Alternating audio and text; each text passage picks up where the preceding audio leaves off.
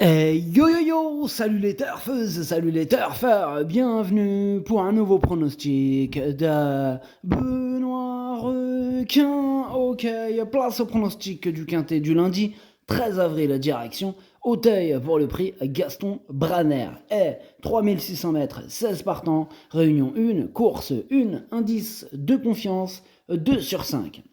Petit retour sur le quintet de ce samedi. Dans mon pronostic, je vous ai donné le quintet dans le désordre. Et cette vidéo, j'attends avant l'arrivée du quintet de ce dimanche et je reviendrai dessus demain. Avant de commencer, message vital. Si vous êtes nouveau, que vous n'avez jamais joué, ne commencez pas. Gardez votre argent pour remplir le frigo et faire plaisir à vos proches.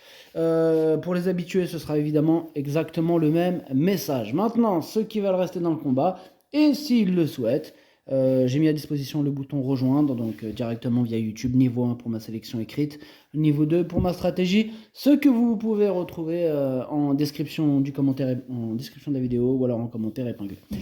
À jouer bien sûr avec modération. Ok, c'est parti, on commence le pronostic et on commence avec le numéro 1, No Limit Steve, et on écoute Michael Serror. No Limit Steve est un poulain qui a toujours montré de la qualité. Sa récente victoire n'a rien d'une surprise et récompense la régularité dont il faisait preuve depuis le début de sa carrière. Désormais pénalisé et contraint de porter le top weight, il va relever un nouveau défi, mais je le crois capable de confirmer par une nouvelle belle performance. Ok, merci Monsieur Serror. Écoutez, ça sera certes le plus chargé, mais j'ai tout de même décidé de le mettre en tête de mon prono. Voilà, c'est lui que je vois remporter ce quintet avec un bon parcours, si tout se passe bien évidemment, parce qu'il y aura beaucoup de poids. C'est pas non plus une mince affaire. Enfin bref, c'est lui mon préféré, ce numéro 1. On passe au numéro 2, Maharaja, et on reste encore, Monsieur Serror, vous restez encore avec nous. Maharaja m'a un peu laissé sur ma faim lors de sa rentrée, mais il avait sans doute besoin de retrouver le rythme de la compétition. Le poulain me donne entière satisfaction le matin et j'espère le voir courir en progrès. Jugé sur ce qu'il montre à l'entraînement et son début de carrière, il a tout à fait sa place à l'arrivée d'un tel lot.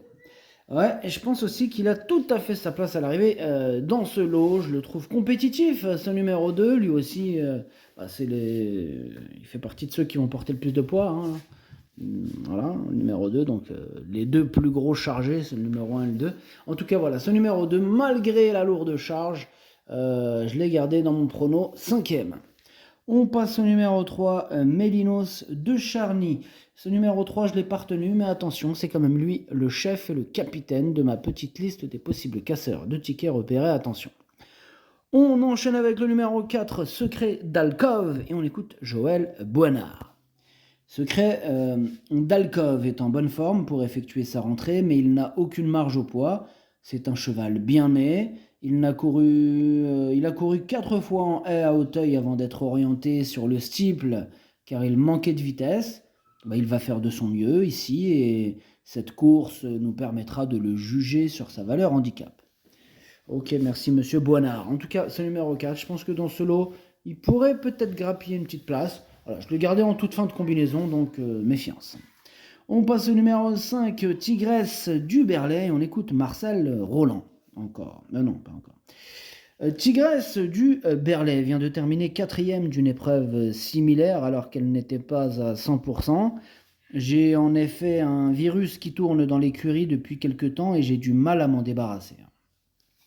Elle me paraît bien au travail avec quelques progrès en plus. Elle devrait bien se défendre, même si un terrain franchement lourd aurait été un atout. Ok, merci Monsieur Roland. En tout cas, ce numéro 5, il fait partie de mes préférés. Je vois bien batailler pour les toutes premières places et je l'ai mis sur le podium 3e. On passe au numéro 6, Luminos. Et ce numéro 6 m'embête, c'est même celui qui m'embête le plus. C'est lui mon gros regret, c'est lui mon cheval de complément en cas de non partant. Attention, possible cassage en vue. On enchaîne avec le numéro 7, Saint-Génie, et on écoute Patrice Quinton. Saint-Génie reste sur une bonne tentative à ce niveau, il aura son terrain et il est resté très bien. J'en attends un bon comportement. Ok, merci Monsieur Quinton. Écoutez, ce numéro 7, c'est lui que je vois pouvoir taquiner mon numéro 1. j'ai mis en tête. Voilà, ce numéro 7, avec l'aide d'un bon parcours, pourquoi pas même viser la victoire. Moi, je l'ai mis deuxième. On passe au numéro 8, Trouble in Paradise, et on écoute Michael Serreur. Trouble in Paradise, il a réalisé une rentrée victorieuse. J'en attendais un peu mieux, par contre, lors de son retour à Auteuil. Il affiche toutefois une bonne forme le matin et va tenter sa chance ce lundi dans un handicap. Avec un bon déroulement de course, il est capable de participer activement à l'arrivée. Ok, merci monsieur Serreur. Écoutez, moi ce numéro 8, je l'ai gardé, mais plutôt en bout de combinaison. On passe au numéro 9, All Hunter. Alors ce numéro 9, je ne l'ai pas retenu, mais il est à l'arrière de ma petite liste des possibles troubles faits. On passe au numéro 10, Asparen. Pareil, il est sur ma liste en plein milieu de celle-ci, ce numéro 10. On enchaîne avec le numéro 11, French Lover. Alors ce numéro 11, je ne l'ai pas non plus retenu, mais c'est un regret. C'est mon deuxième cheval de complément en cas de non partant. On passe au numéro 12, Gabison, et on écoute Marcel Roland. Gabison, il vient d'ouvrir son palmarès dans une seconde épreuve et a été pénalisé de 7 livres. Maintenant, c'est un poulain encore perfectible qui semble progresser continuellement. Le terrain qui a séché ne devrait pas le déranger, et comme physiquement il est vraiment bien, il devrait quand même bien courir. Bon, on ne connaît pas trop ses limites à ce numéro 12, Gabison, qui peut encore en étonner plus d'un, attention à lui. Moi je l'ai gardé dans mon prono, je pense que... Attention vraiment, je pense qu'il peut faire un truc, moi je l'ai mis 6ème.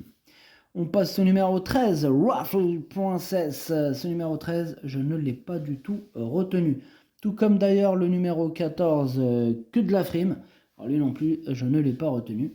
Et le numéro 15, Madison Ramson. Pareil, dans la même catégorie, donc je ne le retiens pas.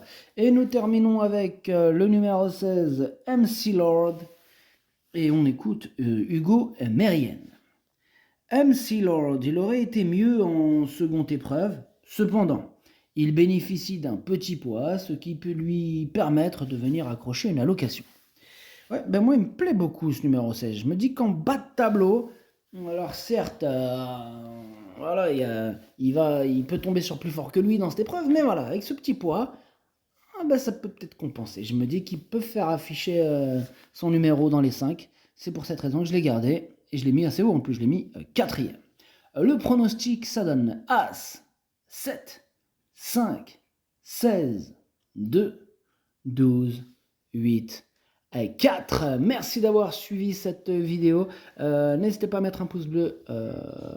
Et merci d'ailleurs à tous ceux qui le font. Merci à toutes celles et ceux qui font l'effort de mettre ce petit pouce bleu. Merci beaucoup, ça fait plaisir. Merci du fond du cœur. À jouer avec modération. Bonne chance, chopez-le-moi. Ciao.